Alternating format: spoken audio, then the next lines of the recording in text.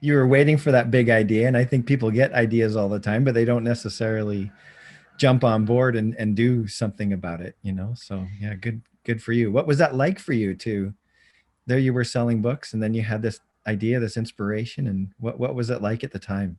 Yeah, it was scary. I mean, I remember crying to my fiance at the time, just being like, "What am I doing?" You know, Mhm. and then I also remember describing in that moment, I'm like, it feels like it's this train that's pulled up to the station that is me. It's inviting me on to like drive the train, you know, be the engineer, and I can get on or not. And Mhm. but if I don't, the train's going to keep going. It's going to find someone else to hop on, you know. So like Liz Ah, Gilbert, Big Magic, she says ideas are swirling around looking for hosts, you know. And that's what it felt like from the very beginning, and I articulated it that way. So what I would tell people when you come up with the idea, one, check the energy. Like if you get super excited about something, you know, that's a sign. Like that the energy of excitement is the sign encouraging you to keep going, right?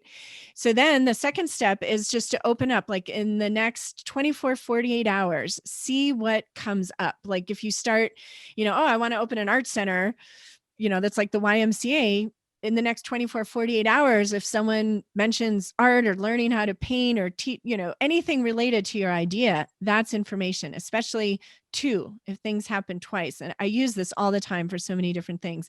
And then you just stay present and you take the very next step, right? So, you know, the idea could be really big, right? Like whatever it is, but just the very next step could just be Googling something, you know, or reaching out to someone or learning something that you would need to do this deal. So do that one thing, right? So just kind of keep it going, but it's one step at a time. What I've found in the creative process, which is life, right? Life is the art we're ultimately all creating, is we come up with an idea or something that gets us really excited.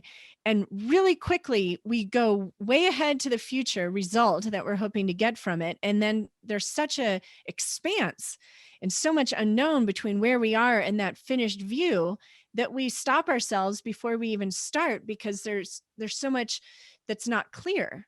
But it's just like if you were going on a road trip, like if you were going to drive from Vancouver down to Joseph, Oregon, and you were trying to visualize, like, well, where am I going to turn to get to your house, Whitney? It's like, you can't see that far.